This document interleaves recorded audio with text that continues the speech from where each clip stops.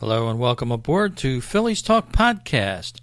It's the longest-running independent podcast talking all about the Philadelphia Phillies. My name is Rich Baxter, and wow, it's been a long time since I did the last show, back around before the trade deadline.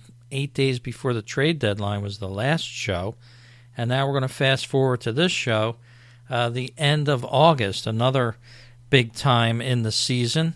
Not so much because the Phillies are doing well, but September 1st is a big date. Usually for the Phillies the past couple years, they brought up a lot of minor leaguers. The rosters expand as of September 1st. They go back up to 40 players, which is just what the Phillies need about right now. They're limping along, losing 2 for every 3 games that they're playing just about. And they really need some help at this time in the season. Some of the injuries are taking place with the pitching staff. We lost a few pitchers in the last 10 days or so for the season. Aaron Nola, probably the biggest name in the couple of pitchers that we lost, but also Mr.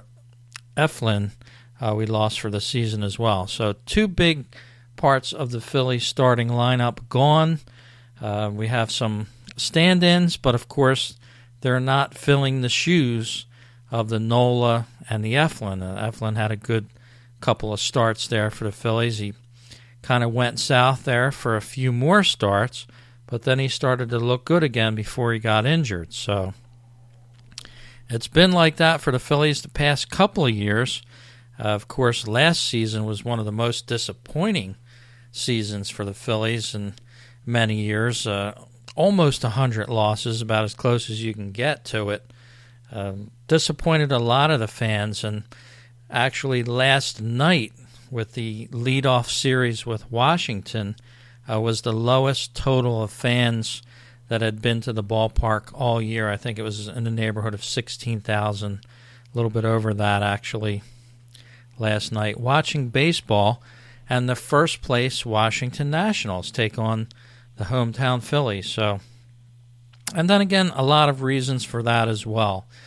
Schools are back in session. A lot of schools in Pennsylvania are already back. The ones in Jersey will be back right after Labor Day for the most part. So a lot of families have turned their attentions to school, shopping for school clothes, that sort of thing, getting prepared, and the luxury of baseball has taken the back seat with a lot of families so far for the rest of the season, probably. Hope to see some of those Phillies ticket specials come in September like they did last year.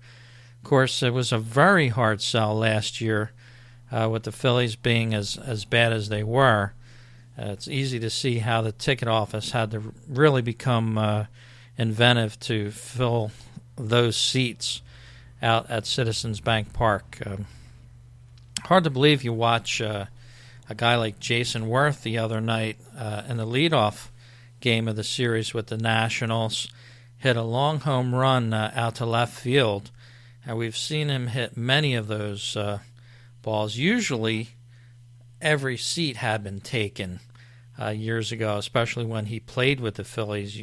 You couldn't buy a seat in this stadium for a few years. It was sold out literally for years in a row, and those days have long gone, the days of the 43, 42-5 sellouts with the Phillies. But apparently the team is not that worried about it. Of course, they're sitting on a mountain of cash from the Comcast Sportsnet deal still, so Philly's not in danger of financially collapsing soon. I wish the same could be said about their fans, though. A lot of fans are having a hard time watching this team continually make the same mistakes on the base paths. Not getting clutch hits is another big thing that we've seen so far this season as well. And just a general lack of, how should we say, come from behind type of fight until you can catch up to a team sometimes late in the innings. We haven't seen too much of that from this Phillies team. So a lot more improvements to do.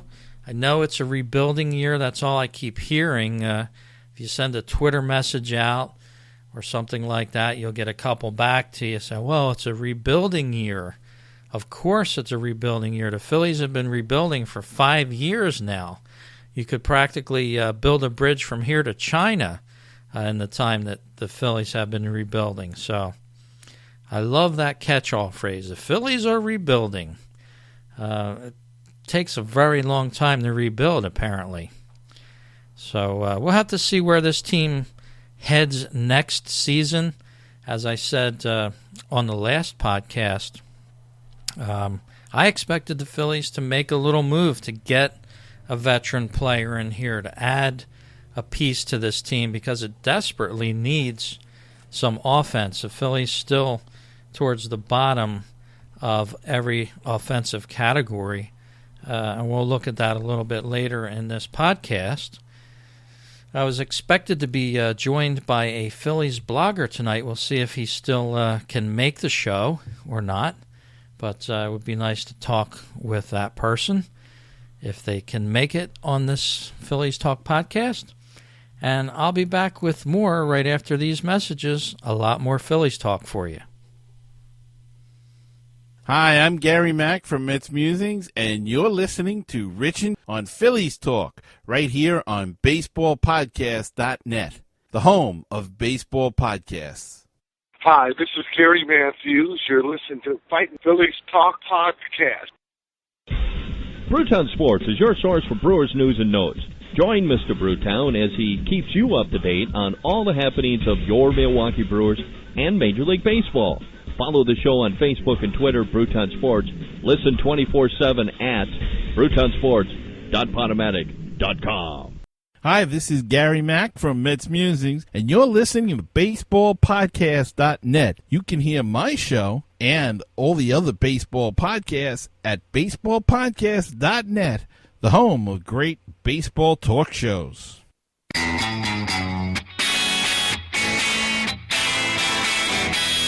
And we're back talking Phillies baseball live here on Phillies Talk for the end of August 2016, August 30th. And the Phillies going into tonight's game against the Nationals with a record of 60-71 versus the Nationals, who are in first place, having a pretty good, easy time of it, 76-55. Unfortunately, the Phillies in the second game of this Washington National Series is facing Max Scherzer on the mound. So as I'm doing the show here, it's 2-0, top of the third in the favor of the Nationals. Going to be a long game, it seems like, for the Phillies. Of course, they lost the first game last night, the first game of the series with Washington. And I believe the Phillies go down to Washington to play them a couple times towards the end of the season as well. So a lot more games against Washington. Wish the Phillies could pull it together here and get a little winning streak going. They're currently 16 games back behind the Nationals. They win one, they lose two, that sort of thing. Let's look at the standings for the home record of the Phillies. 30-34 as of the time of this podcast. And the road record is just about the same, 30 wins and 37 losses. Runs scored is 489 for the Phillies, one of the lower runs totals of any team in the whole major leagues. In fact, I'm looking at every other team as I'm doing the show here. The only lower scoring teams as far as runs is the Atlanta Braves, and the Phillies only have 4 more runs scored as of tonight, 489 for the Phillies and 485 for a team like the Braves, who are 28 games back off the pace with only 48 wins, so a tremendously disappointing season for the Braves. But as you can see, the Phillies haven't scored many more runs than them at all. 29th out of 30 teams in run production. Runs against for the Phillies, 631 for the opposing team. That's a differential of 142 runs more scored against the Phillies than they've been able to score against their opponents. So, whenever you hear numbers like that, it's not going to be good usually, especially for the Phillies. Well, let's take a look at some of the wild card standings, and the Phillies were in the thick of things just about a week to 10 days ago, maybe even 2 weeks ago. They looked like they were poised to make a run at some sort of wild card there. They had a pretty good winning streak going, but now that has faded. They're now 9.5 games back. Virtual zero chance to make the playoffs unless everything changed for the better for them and they did nothing but win here on out.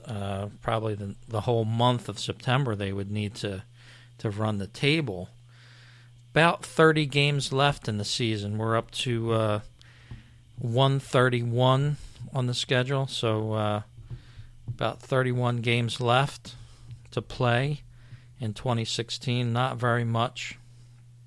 When you look at a long season like that, we've already been through 131 games of this 2016 baseball season. So quickly coming up to the last month of the season, the leader of the wild card pack for the National League right now is the San Francisco Giants.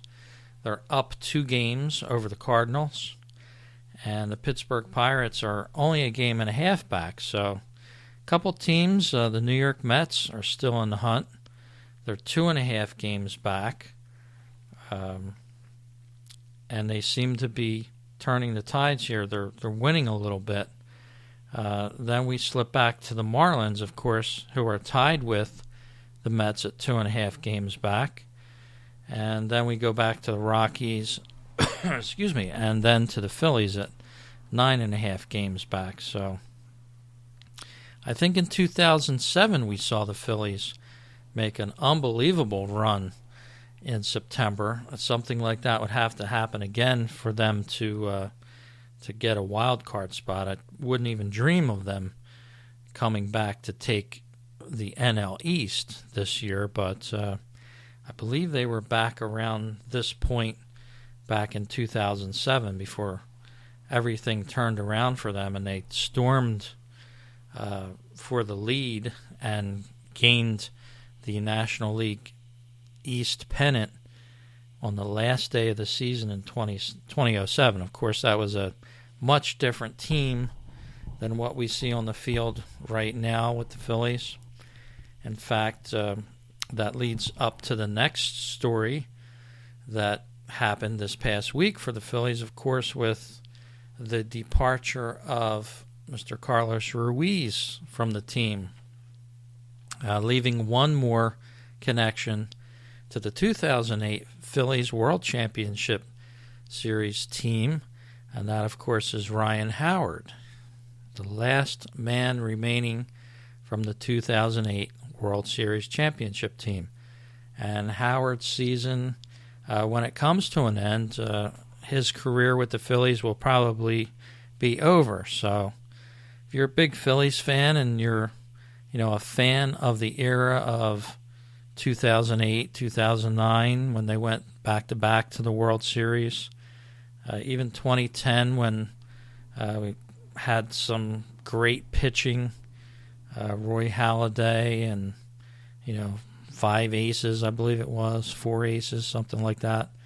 If you're a fan of that era, I think maybe you owe it to yourself to maybe get out to the stadium one last time, give Howard a round of applause, and hopefully you'll be able to see him, because in the news this evening was we'll probably be seeing a lot more of Tommy Joseph and some other players that the Phillies will probably call up when the rosters can expand to take some of the tension off this team and, relieve some of these guys. They're not going to make 162 games, a lot of them, and they need some backups in there. So hopefully he'll be able to catch Ryan Howard at the stadium for the last few remaining home games that the Phillies may have, and bid him adieu. He was a huge part of the Phillies' success. You can't argue about that. You can say what you will. The last couple years, of course, he didn't actually pan out to be great.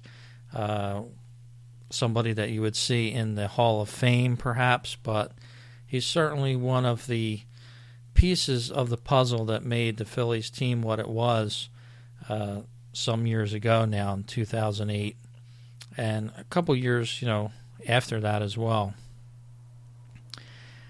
So we'll take our last break of the evening here. We'll hear from a couple good friends from the BaseballTalkRadio.com network. And I wanted to let my listeners know here at Phillies Talk, you can also listen to another podcast that I do with Mr. Gary Mack, and you can find us at BaseballTalkRadio.com. It's called the Baseball Talk Radio Show, and it's the flagship show of the BaseballTalkRadio.com network. So we try to do that just about every week. So you want to tune in to some more baseball talk outside of the Phillies, we'd appreciate it if you would stop by and give the show a listen. It's a lot of fun. We have some special guests coming up in the next couple editions, and I think you'll like it. So let's take that break. We'll come back with some final words from this podcast and the end of August 2016. Hey, baseball fans and book fans as well. This is Frank Nappy, author of the Legend of Mickey Tussler series, inviting all of you to learn more about my protagonist, Mickey Tussler, an incredible pitching prodigy who has autism. Follow Mickey's journey as he captures the hearts of fans everywhere with his blazing fastball and indomitable spirit. Please visit Amazon or www.franknappy.com for more information. Hi, this is the world-famous Mr. Brewtown of BrewtownSports.podomatic.com. You can find us on Facebook, Twitter, and Google+, Brewtown Sports. You can also listen to the show at Stitcher.com, TuneIn.com, and iTunes.com. And we've got the new one. It's called BrewtownRadio.weebly.com, but the one that I'm most proud of being on is BaseballPodcast.net. It is the home of great baseball talk shows. Check it out, my show and all kinds of other programs all about Major League Baseball. So check it out. That's BaseballPodcast.net, the home for great baseball talk shows. All right, we're back live here on Phillies Talk with our final segment of this podcast. And I just got word, my friend and Phillies blogger, who will remain anonymous till the next show, so you'll have to tune in next month in September to hear him.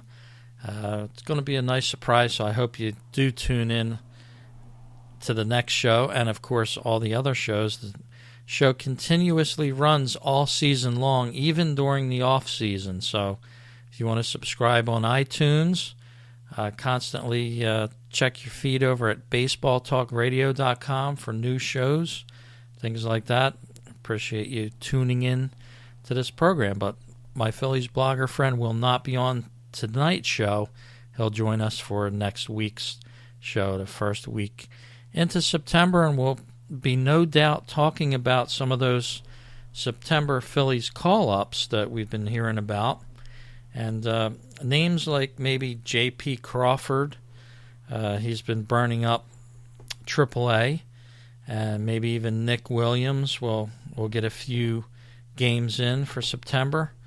And that's one of the things that the Phillies, I think, over the last few years have done wrong, and that's hold up a lot of these younger players that are down in the minors until they're kind of too old to make an impact in Major League Baseball. I wrote an article at FightinPhillies.com a couple days ago about Ryan Howard and Chase Utley not being called up to the team until they were 24 years old. By that time, some of these guys have been playing 4 or 5 years other players. They have that seasoning behind them, and the Phillies seem to just keep you forever at bay down there in AAA, no matter how good you are. You can even look at some of the recent Phillies. Darren Ruff, for example, they did the same thing to, sort of kept him under wraps for so long that by the time they gave him a chance to come up, he was just like a yo-yo. He had been up and down, and no place to hang his hat, so to speak. So hopefully the Phillies can start changing that up, bring these guys up a little sooner, 22 years old, that sort of thing. Don't hold them down in the minors forever. I know they have an investment in some of these players, but they're ruining some careers. You could look at Chase Utley and Ryan Howard's career. They only have 12 and 13 years total service in, and now they're almost ready to retire. They're 38 years old. They didn't get that chance to play 20 years in the league, 18 years in the league, like your Mike Schmidts, players like that. They were just held down too long by the Phillies. So we'll have to see what happens with that. But getting over to some statistics, as I was talking about, we'll see the Phillies team leader so far for 2016. Home runs, it's Michael Franco with 22 on the season. Batting average, the highest for a Phillies player. Everyday player is Cesar Hernandez, 292. And runs batted in, also Michael Franco with 72 runs batted in, as he'll probably take the offensive crown for the Phillies this year. And batting, as I said earlier, the runs, 29th out of 30 teams with 489 total runs. Batting average, 240, again, next to last in the league. On-base percentage, last in the league at 297.297 on-base percentage. Slugging percentage, .387. They're 29th in the league. Phillies, again, have one of the worst offenses in all of baseball, but yet they're not doing too bad. Could you imagine if they maybe had the 15th worst offense in baseball? They might have 80 wins right now, the way they've been able to still win ball games and have such a terrible offense. That part of the reason why I was looking for them to add a piece to this offense around the trade deadline, and it just never happened for the Phillies for whatever reason. Could have been talking about a run for the wild card, but not so much right now. For pitching, we have Jeremy Hellickson at best earned run average for the Phillies, 3.80. He's got 10 wins for the Phillies. That's also high on the club. And strikeouts, that total 144 so far for the season. Vince Velasquez holds that record for the Phillies. Of course, he has 8 wins, and his ERA for the Phillies, 4.21. So thank goodness for Hellickson and Velasquez. They've been a big reason why the Phillies have sort of held together and been able to muster the wins that they have garnered this year so far. In team stats, pitching, earned run average, 4.58, that is, or 25th out of all teams. Quality starts, there's 61 total, tied for 13th. Whip, 1.34, they're 17th in the league, pretty respectable there. And batting average against, that's where the pitching staff has slipped just a bit too far. They're 26th in the league, and teams have a 267 batting average against the Phillies. Well, Jason Worth is back with the Nationals playing against the Phils. Of course, you would never know he was a Philly. He doesn't really get too emotional on the field about his old team. In fact, he loves to beat them. This little stat brought up by ESPN, Worth has hit 7 in his last 15 games, a home run at Citizens Bank Park. But unlike Chase Utley, he has not garnered the love and the support of the fans. No curtain calls, said Jason Stark. He gets no love from the fans, unlike your Chase Utley that, of course, got a standing ovation just last week when the L.A. Dodgers, and he in particular, hit a long home run, actually got applauded by the Phillies home crowd, which is very rare for them to do to an opposing player. Well, that about wraps up this August edition of Phillies Talk. We're going to join you again in September, hopefully for a couple shows, so I hope you keep tuning in to Phillies Talk Podcast. I had a blast doing this show.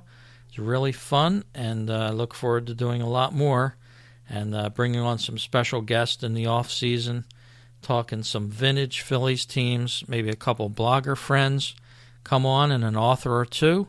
Round up this year very nicely for the Phillies Talk Podcast. Take care, everyone, and talk to you soon on the upcoming editions of Phillies Talk Podcast.